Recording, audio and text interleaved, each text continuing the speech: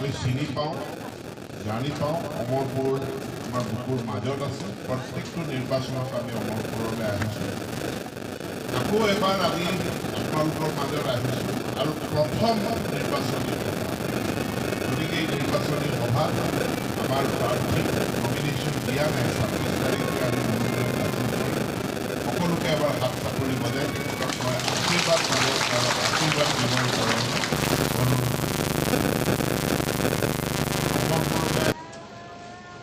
সঁচাকৈ 86 চনত মোৰ মনত পৰে, ইয়ালৈ আহিলে ভাৰতী পেগুৰ নাম মনলৈ আহে, মোহিনী পাটিলৰ নাম মনলৈ আহে, কলাই মেলিৰ নাম মোৰ মনলৈ আহে। একোৱেই মই পাহৰা নাই অমৰপুৰৰ তাহানিৰ অমৰপুৰ। হাবি আছে, জংঘল আছে, চাপৰি আছে, ঝাউবন আছে, এটাও থকা ৰাস্তা নহয়, ৰাস্তা একদম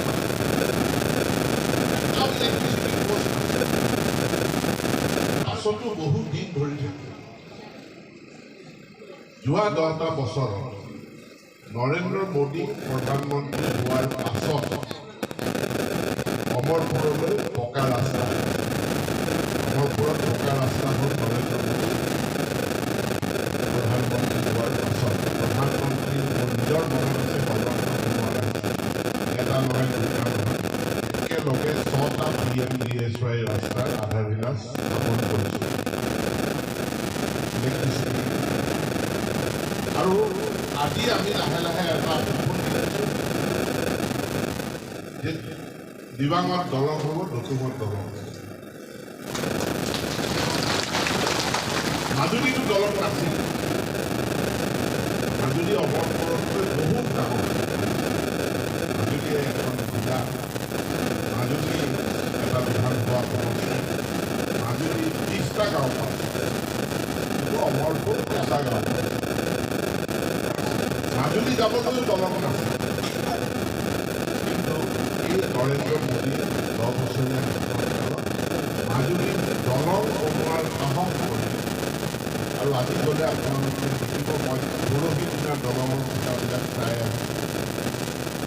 26ৰ ভিতৰত চেলেক ধূনাগুৰি দলং আৰু মাজুলী যোৰহাট দলং নিৰ্মাণ সম্পূৰ্ণ কৰাৰ কাৰণে কাম কৰে। অসমলৈ ৰাস্তা যদি বনাব লাগে এইটো ভালত নহয়। আমি শদিয়াৰ পৰা এটা ৰাস্তা দিবাং পাৰ হৈ পাছিঘাটলৈ অৰুণাচললৈ নিৰ্মাণৰ প্ৰস্তাৱ দিছোঁ, যিটো সেইকাৰণে ভাৰত মালাৰ প্ৰস্তাৱ দিছোঁ। আৰু ইয়াৰ ছাৰ্ভে হৈ গৈছে, ই বাস্তৱত পৰিণত হ'ব। মোদীয়ে যিটো কথা কৰিম বুলি কয় সেইটো কৰে, হিমন্ত বিশ্ব শৰ্মাই যিটো কথা কৰিম বুলি কয় সেই কামটো কৰে। যোৱা নিৰ্বাচনৰ আগত হিমন্ত বিশ্ব শৰ্মাই কৈছিল অৰুণোদয় হ'ব, মাইক্ৰ' ফাইনেন্স হ'ব, আৰু অৰুণোদয় এতিয়া যিমানে পাইছে আৰু ই বৃদ্ধি পাব।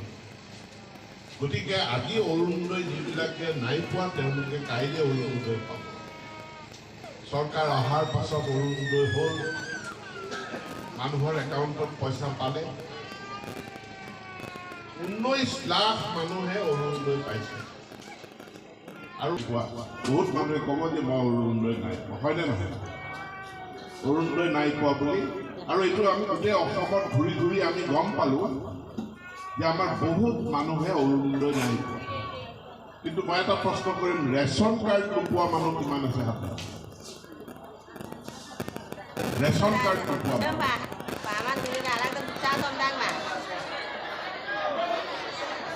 ৰেচন কাৰ্ড নোপোৱা মানুহ, অৰুণোদয় নোপোৱা মানুহ বহুত আছে।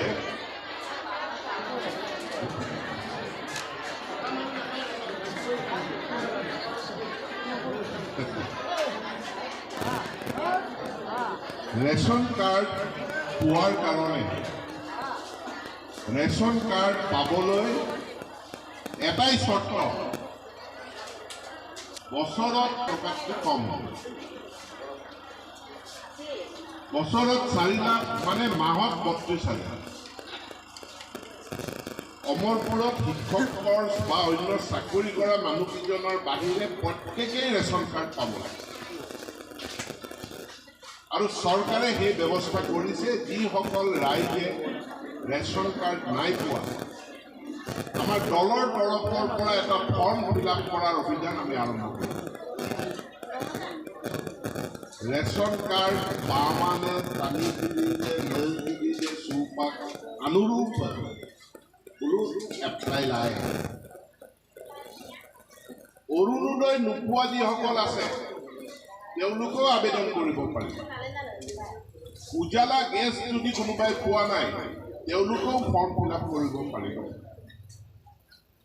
প্ৰধানমন্ত্ৰী আয়ুষ্মান কাৰ্ড পোৱা নাই তাকো ফৰ্ম ফিল আপ কৰিব পাৰিব আৰু চৰকাৰে সিদ্ধান্ত